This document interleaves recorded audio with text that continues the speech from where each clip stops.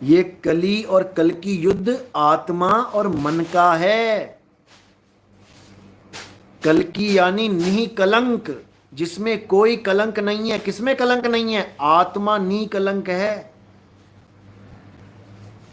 और कली कौन है? मन कली है, जो सबके ऊपर राज कर रहा है, जिसने सारी दुनिया को अपने पंजे में जकड़ रखा है। जैसा वो चाहता है वैसा इंसान करता है। काल ही कली है और मन ही काल है। लेकिन ये समझ में नहीं आएगा, समझ में नहीं आएगा। कुरान में इसका जिक्र है कि दज्जाल जब आएगा, दज्जाल क्या कर सकता है पता है आपको? दज्जाल बारिश कर सकता है।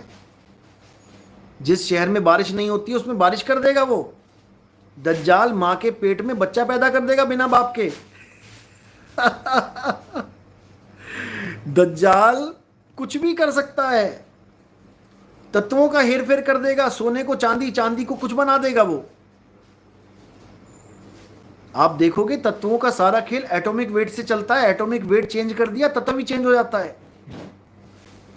दज्जाल कुछ भी कर सकता है, लेकिन फिर भी बोला गया कि दज्जाल कुछ भी कर दे, तब भी मुसलमान दज्जाल को परमात्मा नहीं बोलेगा।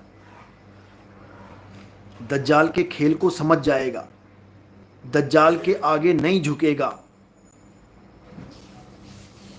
ये बिल्कुल क्लियर बोला गया है। और उसी दज्जाल का खात्मा करने के लिए इमाम मेहंदी आएंगे। उसी दज्जाल का खात्मा करने के लिए ईसा मसीह आएगा दोबारा, सेकंड कमिंग। उसी दज्जाल का खात्मा करने के लिए कल्कि अवतार आएगा।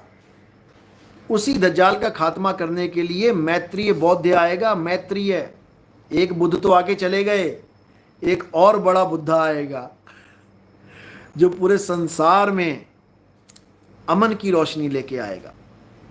अभी तुम्हें इन राज के बारे में नहीं पता है। जो संतों ने इतनी बड़ी बड़ी वाणियां बोली हैं, ऐसे ही नहीं बोल दी हैं।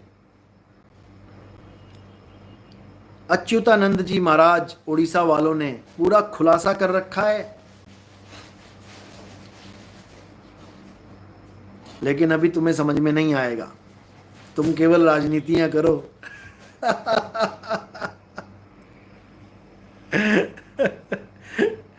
तो भाई वो कली घट घट में विराजमान है, पहले से विराजमान है वो।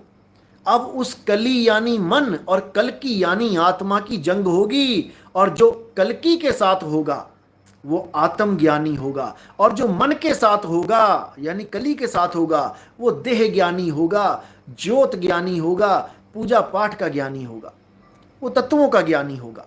और जो कल्कि के साथ होगा वो नी तत्वों का ज्ञानी होगा। और जंग होगी, ऐसा नहीं है कि नहीं होगी, बस तुम देखते जाओ कि क्या होता है। गुड्डू कुमार, वाह क्या बात बताई है आज गुरुदेव ने। ऐसे ही है, सत्संग सुनते रहोगे समझ में आता रहेगा, दिमाग की खिड़कियां खुलती जाएंगी। समझे? चलो, तो आज का सत्संग यहीं समाप्त करते हैं।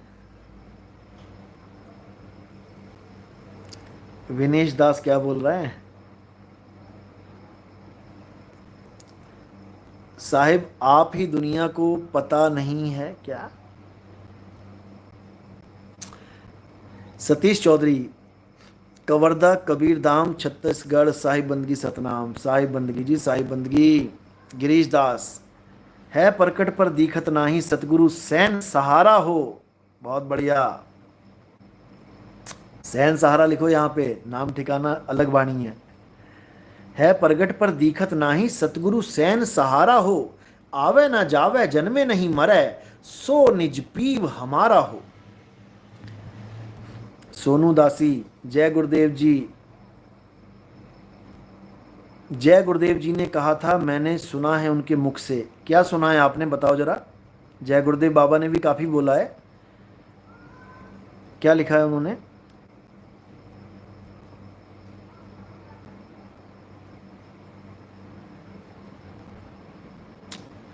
पुरुषोत्तम गुप्ता, अद्भुत बात गुरुजी आपने बताई।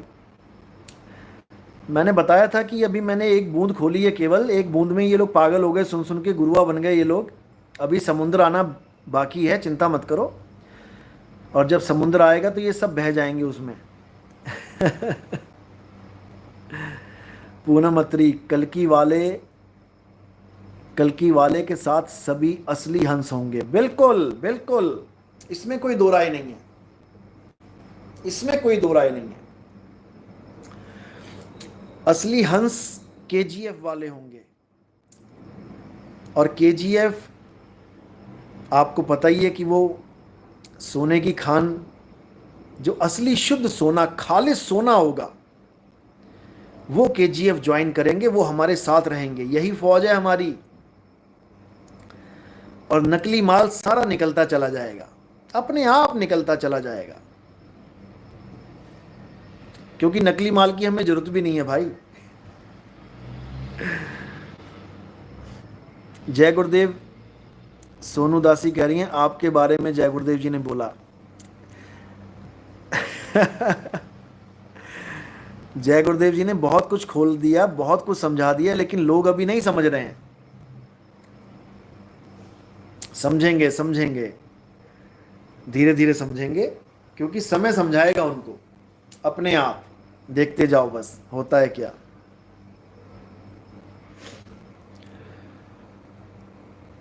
मिस्टर मोहित, गुरुजी आप जी का आशीर्वाद बना रहे दाता। साहिब बंदगी सतनाम, बिल्कुल आशीर्वाद है, चिंता मत करो। पूरे विश्व में सत्य का डंका बजेगा, बिल्कुल बजेगा, बिल्कुल। हाँ, बाबा जय गुरुदेव ने भी वाणी में बोला था कि पूरी दुनिया में सत्य का डंका बजेगा और बजाने वाला एक हिंदुस्तानी होगा। लोग बाबा जय गुरुदेव को समझ रहे थे, लोग बाबा जय गुरुदेव को समझ रहे थे कि वो खुद ही हैं जो पूरी दुनिया में डंका बजाएंगे, पर ऐसा नहीं है। वो लीला समाप्त करके चले गए। लेकिन अभी भी कुछ राजनीति लोग क्या कर रहे हैं, उनके नाम पे रोटियां सेक रहे हैं कि बाबा जय गुरुदेव मरे नहीं हैं, उनको गायब कर दिया गया है। ऐसा कुछ नहीं है भाई। इतनी बूढ़ी उम्र में जाके क्या गायब होंगे और वो क्या करेंगे? अब वो जा चुके हैं, उनको जाने दो, वो जहाँ चले गए हैं अच्छी जगह गए हैं, वो कोई बात नहीं। लेकिन जो ये काम है वो नहीं करेंगे। और ये भविष्यवाणियाँ केवल उनसे बुलवाई गई हैं, याद रखो। उनको तो ये भी नहीं पता था कि मैं इलेक्शन में खड़ा होऊंगा तो जीतूंगा कि हारूंगा। इलेक्शन में खड़े होके वो हार गए थे, समझो। ये वाणियां उनके मुंह से बुलवाई गई हैं, परमात्मा ने बुलवाई हैं उनके मुंह से। वो नहीं जानते थे भविष्य को। अगर भविष्य जानते होते, भविष्य दिखता होता, तो वो इलेक्शन में खड़े ही ना होते। उनको पहले ही पता होता कि मैं हार जाऊंगा। परमात्मा निमित्त बनाता है। अच्युतानंद जी महाराज को निमित्त बनाया, ज्ञानेश्वर महाराज जी को निमित्त बनाया। ज्ञानेश्वर महाराज जी ने अपनी बहन मुक्ताबाई को अपनी ही वाणी में, उनको आप अभंग पढ़ो मुक्ताबाई के, उनको बोला कि ये जो ज्ञान, दिव्य ज्ञान जो मैं तुम्हें दे रहा हूं, ये खोलना मत अभी। मराठी में लिखा हुआ है, मैंने सत्संग किया उसके ऊपर। उसमें मात्र गमन, यानी जो हमारी हिंदी भाषा में माँ की गाली होती है, वो तक दे रखी है कि अगर तुमने ये ज्ञान खोल दिया अभी तो ये गाली लगेगी तुम्हारे ऊपर। ऐसा उन्होंने वाणी में लिख रखा है, क्योंकि इशारा इस समय के लिए था कि ये वाणी खोलने वाला, ये ज्ञान खोलने वाला जब आएगा तब खोलेगा, तुम मत खोलना। तुम मत खोलना, समझे? तो इसलिए मैं कह रहा हूं कि अब समय आ गया है, अब कल्कि और कली का युद्ध होगा। याद रखना, मन के हारे हार है और मन के जीते जीत, क्योंकि युद्ध ही मन से है। यही असली कल्कि और कली का युद्ध है। अब तुम कहां खड़े होगे वो तुम देखो। कली के साथ खड़े होना है कि कल्कि के साथ खड़े होना है, ये तुम देखो। मन के गुलाम होके 84 में जाना है कि आत्मज्ञान को प्राप्त करके सदा के लिए मुक्त होना है, ये तुम देखो।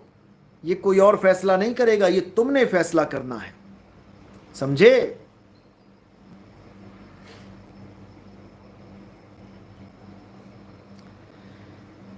चलो बहुत अच्छी बात है। मालिक की दया सब पर हो, बंदी छोड़ की दया सब पर हो। हम यही चाहते हैं, हर जीव को आत्मज्ञान हो। कोई हिंदू है, मुसलमान है, सिख है, ईसाई है, सब अपने भाई हैं। एक भी बेगाना नहीं है, एक भी बेगाना नहीं है, सब अपने भाई हैं। ये देश बेगाना है जिसमें आके फंस चुके हैं सारे। अब अपने भाइयों को इस बेगाने देश से निकलने का रास्ता समझाना है और सारे भाइयों को लेकर अपने मंजिल, अपने ठिकाने पे जाना है। बस यही उद्देश्य होना चाहिए जीवन में। ये आश्रम बाश्रम, ये गाड़ी गाड़ी घोड़े, ये नहीं चाहिए। एक एक पैसा प्रचार में लगा देना है। ये बिल्डिंगों में नहीं लगाना कि उसके बाद कोई परमाणु बम फेंके और सारी बिल्डिंगें फिर खंडर बन जाएं। क्या फायदा उन बिल्डिंगों का? इतनी बड़ी बड़ी बिल्डिंगें बनाई, इतने मंदिर मस्जिद बनाए, एक बम गिरा और सब कबाड़ हो गया, क्या फायदा उसका? एक एक पैसा भगत का प्रचार में लगना चाहिए। पर्चे छापो, बांटो, गीता छापो, बांटो, जीवों को जगाओ। कली तभी हारेगा, नहीं तो राजा बना बैठा है।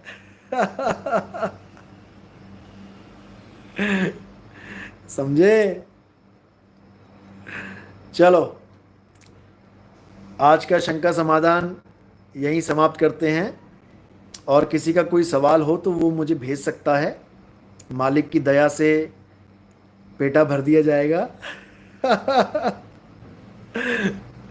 जय सतनाम, जय सतनाम, जय बंदी छोड़ की। साहिब बंदगी सतनाम।